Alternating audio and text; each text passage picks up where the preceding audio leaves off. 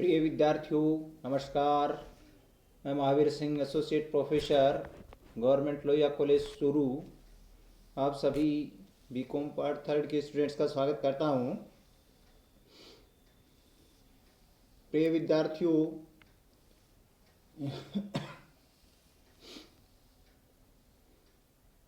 ये जीएसटी से संबंधित विभिन्न प्रावधानों का अध्ययन करते हुए हम आज आपके सिलेबस के अनुसार तृतीय जो थर्ड यूनिट है उसके अंतिम अध्याय पर आ गए हैं। और आज के इस अध्याय के साथ ही अपन सीजीएसटी एक्ट से संबंधित जो इम्पोर्टेंट प्रोविजंस थे वो हमारे कंप्लीट हो जाएंगे। इसके बाद में हम आईजीएसटी से संबंधित जो प्रावधान है उनके ऊपर अपन प्रकाश डालेंगे। तो आज हम जो इस यूनिट का आपका अंतिम अध्याय है जिसमें मिसलेनियस प्रोविजंस इंक्लूड किए गए हैं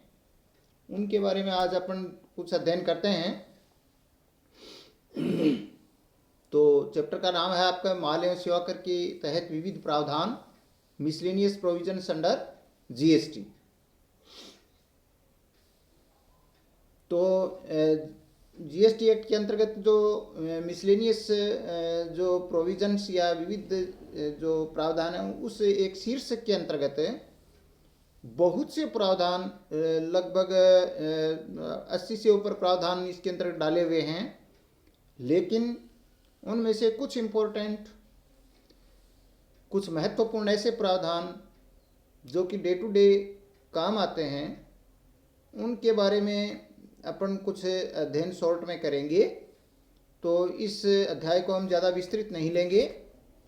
फिर भी जो बचे हुए जो प्रावधान हैं जिनके बारे में कुछ हाईलाइट करना जरूरी है वो अपन देखते हैं। तो देखिए, इसमें एक पहला है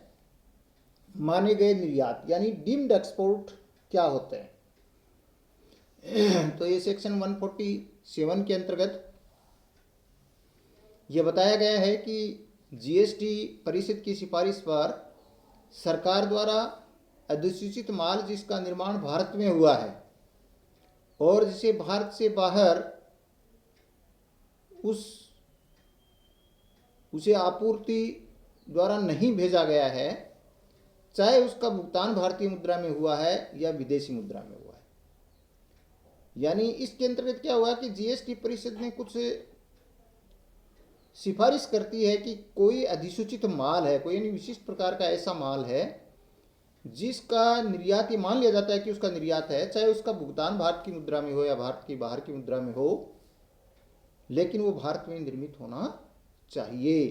तो ऐसे माल जब आपूर्ति किया जाता है तो यही मान लिया जाता है कि उसका निर्यात ही हुआ है। तो इसमें वो अधिसूचित माल के बारे में है। तो ऐसा कोई माल अधिसूचित कर दिया जाता है तो वो डीम्ड एक्सपोर्ट की श्रेणी में आता है, चाहे उसका भारत के अंदर ही क्यों न उसकी आपूर्ति की गई हो। विशेषज्ञ की सहायता लेना, यानी टेकिंग असिस्टेंस फ्रॉम एक्सपर्ट। तो इसके बारे में ये बताया गया है कि कई बार क्या होता है कि जब अधिकारी को किसी मामले की जानकारी ज़्यादा नहीं होती है, किसी जैसे सपोर्ट कीजिए, मान लीजिए कोई किसी स्टॉक के मूल्यांकन के संबंध में कोई बात है तो उस स्टॉक के मूल्यांकन के एक्सपर्ट की मदद लेनी ज़रूरी हो जाती है, क्योंकि खुद वो जानते नहीं कि उसका वैल्यूएशन कितना होगा, कैसे होगा, तो एक्सपर्ट की मदद ली जा सकती है। तो इसके बारे में ये प्रावधान किया गया है सेक्शन 153 के अंतर्गत कि माल एवं सेवा कर से संबंधित कोई भी अधिकारी जो सहायक आयुक्त से नीचे के पद पर नहीं होना चाहिए, उसके सामने जांच, समीक्षा, अन्वेषण का कोई मामला आए, उसके सामने कोई जांच, अंकेक्षण आदि का मामला आए, तो वह जो व्यक्ति जो आयुक्त से नीचे का नहीं होगा तो आवश्यकता पड़ने पर वह किसी भी विशेषज्ञ की सहायता ले सकता है। यानी ये जो विशेषज्ञ की सहायता लेने का जो अधिकार है वो आयुक्त या उससे ऊपर के अधिकारी को होता है, सहायक आयुक्त या उससे ऊपर के अधिकारी का होता है ना। इसके बाद में नमूने लेने का अधिकार या शक्ति, यानी पावर टू टेक सैंपल्स, ये सेक्शन 154 के अंतर्गत है कि यदि आवश्यकता अनुसार आयुक्त या उसके द्वारा अधिकृत कोई भी अधिकारी किसी भी कर योग्य व्यक्ति के कब्जे से किसी माल का नमूना ले सकता है और उसकी रसीद जारी कर सकता है। यानी अगर कोई माल के सैंपल लेना हो कि वो जो माल है उसके बारे में कोई भी जांच करनी हो या और करना हो, तो उसके सैंपल के लिए भी ये कहा गया है कि भाई वो आयुक्त या उसका कोई अधिकृत अधिकारी होना चाहिए और वो इसके लिए वो रसीद भी जारी करेगा। सिद्ध करने का भार यानी बर्डन ऑफ प्रूफ, सेक्शन 155 क्या कहती है? यदि कोई व्यक्ति ये दावा करे कि उसे इनपुट कर जमा की पात्रता है, तो ये सिद्ध करने का जो दायित्व है वो भी उसी का होगा। यानी कई बार क्या है कि मान लीजिए इनपुट टैक्स क्रेडिट लाइबिलिटी किसी का जो है वो इनपुट टैक्स क्रेडिट किसी को नहीं मिली और फिर वो दावा करता है कि उसे इनपुट टैक्स क्रेडिट मिलनी चाहिए, तो उस दावे को सिद्ध करने के जो आधार हैं वो भी वही उपलब्ध करवाएगा। लोक सेवक माने गए व्यक्ति यानी persons deemed to be servant, तो इसको हम ये कह सकते हैं कि deemed to be public servant. तो जो लोक सेवक माने गए व्यक्ति यानी persons deemed to be public servant, ये सेक्शन 156 कहती है कि इस अधिनियम के तहत अपने कर्तव्य का निर्वहन करने वाले सभी व्यक्ति भारतीय दंड संहिता की धारा 21 के अर्थ में लोक सेवक माने जाएंगे और उनके आचरण संबंधी कोई भी प्रावधान है उनका उन्हें पालन करना होगा। एक तरह से हम कह सकते हैं कि लोक सेवक के बारे में कुछ कोड ऑफ कंडक्ट बनाया हुआ है, उस आचरण के बारे में भी ये बताया हुआ है कि वो भारतीय दंड संहिता की धारा 21 के अंतर्गत कहा गया है कि भाई वो लोक सेवक है, उसको कुछ मर्यादाओं का पालन करना होगा। ये अगर वो उन बियॉन्ड उन रेस्ट्रिक्शंस के आगे वो जाता है तो ऐसी स्थिति में वो दंडनीय अपराध माना जाता है। तो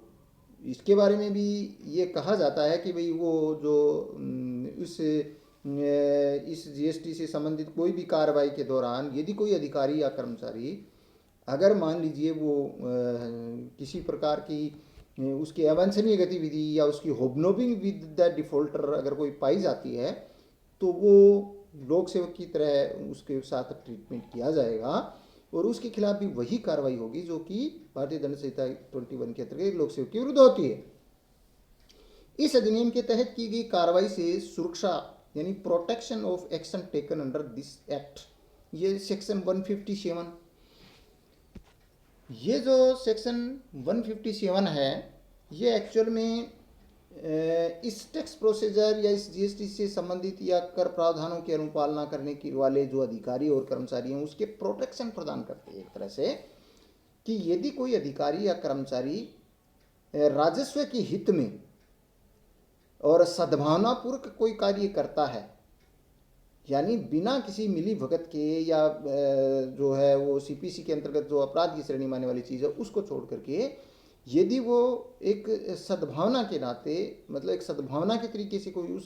उसकी भावना गलत नहीं हो, उसको राजस्व को नुकसान पहुंचाना उसका कर्तव्य नहीं उसकी वो नहीं हो उसका इरादा, तो ये कहता है कि भाई इस प्रकार से अगर ये सिद्ध नहीं होता है कि उसका इरादा गलत नहीं था तो फिर उसके खिलाफ कोई एक्शन नहीं लिया जाएगा और ऐसी स्थिति में उसके खिलाफ कोई भी कार्रवाई नहीं की जा सकेगी। कुछ दशाओं में व्यक्तियों के संबंध में जो सूचनाएं हैं उनका प्रकाशन करने की बात है। व्यक्तियों के संबंध में सूचनाओं का प्रकाशन ये सेक्शन 159 कहती है। यानी ये अधिकार भी इस धारा के अंतर्गत दिया गया है कि वैसे तो किसी व्यक्ति की निजता का हनन नहीं कर सकते, लेकिन यदि ये जरूरी हो कानून के अनुसार कि कोई किसी भी व्यक्ति के बारे में कोई प्रकाशित करना या अखबार में देना या कहीं भी उसको पब्लिक डोमेन में इसको लाने की बात हो और ये ज़रूरी हो कि भी ये प्रकाशित करना, तो वो अधिकारी जो है वो आयुक्त या उसके द्वारा अधिकृत अधिकारी ये काम कर सकता है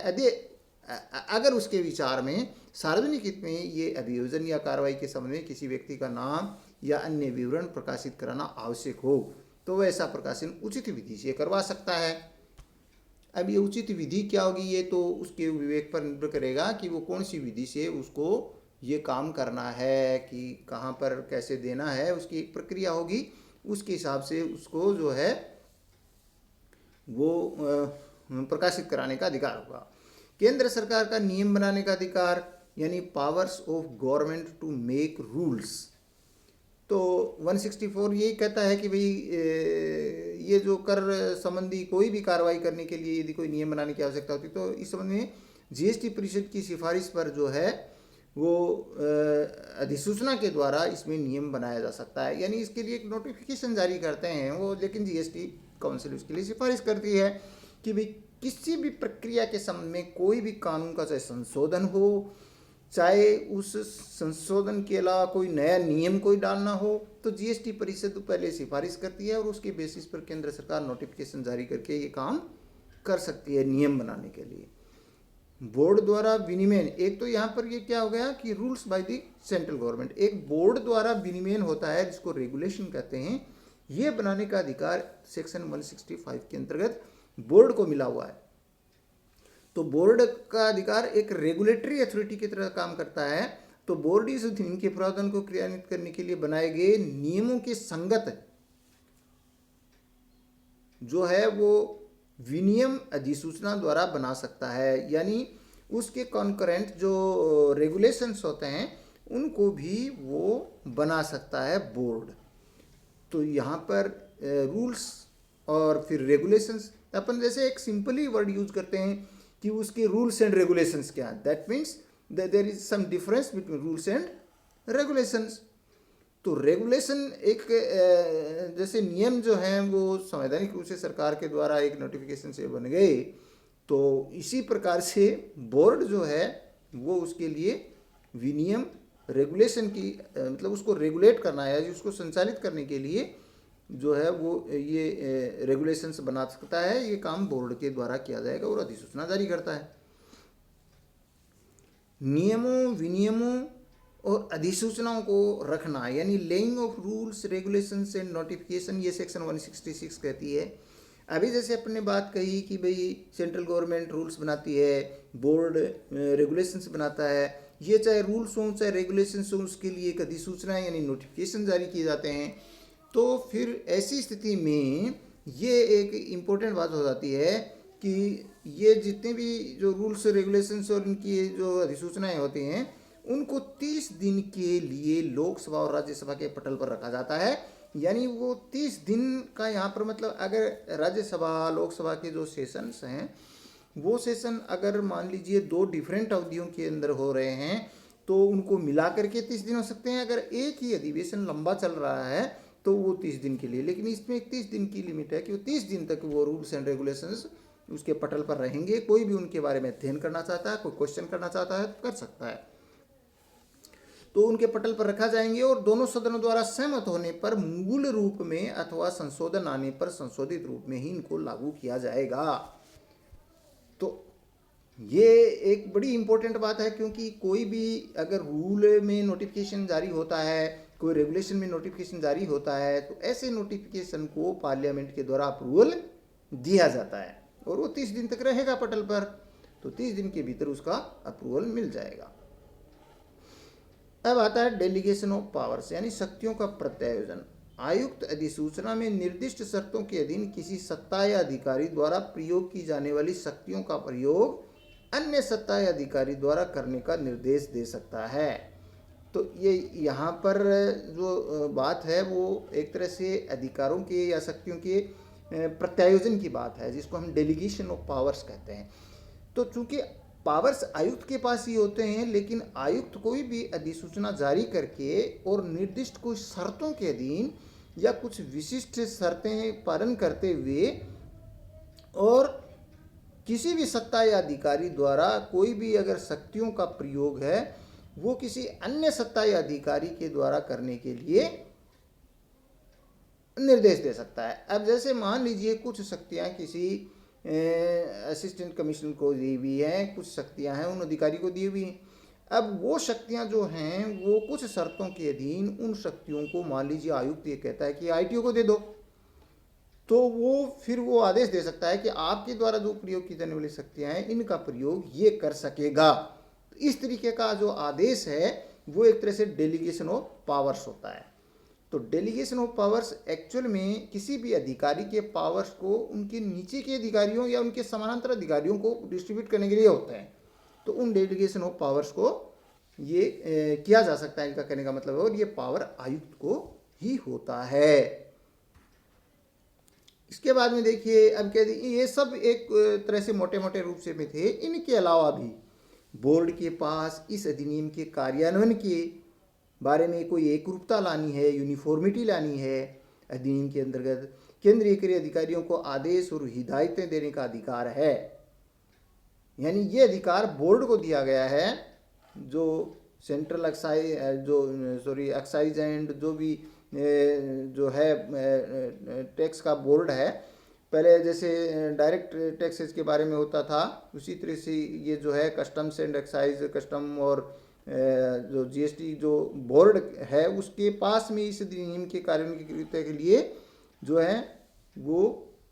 केंद्रीय कर अधिकारियों को आदेश और हिदायतें देने का अधिकार उस बोर्ड के पास ही रहेगा। तो सरकार मुनाफाखोरी रोकने के लिए कर की दरों में कमी का लाभ मूल्यों में कमी के रूप में प्राप्तिकर्ता को देने के आदेश जारी कर सकती है। और केंद्र सरकार जीएसटी परिषद की सिफारिश पर इस अधिनियम के प्रावधानों को लागू करने में आने वाली कठिनाइयों को दूर करने के विशेष प्रावधान राजपत्र में प्रकाशित कर सकती है। तो ये जो इम्पोर्टेंट बातें हैं, मतलब कई बार क्या हो जाता है, जैसे रेट जीएसटी की डाउन हो गई मान लीजिए। अब जीएसटी की रेट अगर डाउन हो गई तो उसको आपूर्ति करते टाइम उसका फर्ज बनता है कि वो जीएसटी की रेट को कम करके अगले को इसका जो है फायदा कस्टमर को दे। अगर उसमें उसने कोई गड़बड़ी करके पाई गई है तो उसके लिए उसको अधिकार दिए गए हैं और वो ये आदेश जारी करते हैं समय समय पर बोर्ड द्वारा कि भाई ये है, इसका लाभ आपको देना है। और जीएसटी परिषद की सिफारिश पर केंद्र सरकार जो है इसके प्रावधानों को लागू करने में कोई भी कठिनाई समस्या आती है तो उसके लिए विशेष प्रावधान जो है वो अपने राजपत्र में बोर्ड द्वारा प्रकाशित किया जा सकता है या केंद्र सरकार के गजट में प्रकाशित किया जा सकता है। जो विशेष प्रावधान हैं इसके बारे में कोई भी कानूनी कोई प्रावधानों को लागू करने के बारे में कोई प्रावधान नए बनाए गए हैं अधिनियम के सही संचालन के लिए, तो वो अपने राजपत्र में उनको प्रकाशित कर सकता है। तो इस तरीके से ये जो है वो कुल मिलाकर के कुछ पॉइंट्स थे जो कि आपको संक्षेप में ये बताए गए हैं मिसलेनियस प्रोविजंस के बारे में। तो आज के अपन इस अध्याय में इतना ही अपन समझते हैं। अब ये कार्रवाई जो है वो पूरी होती है, आपके सेक्शन की 3 जो यूनिट्स हैं वो आपके कंप्लीट हो जाते हैं और इसके बाद में आगे अपन जो है वो आईजीएसटी के बारे में अध्ययन करेंगे। नमस्कार, आज के लिए इतना है।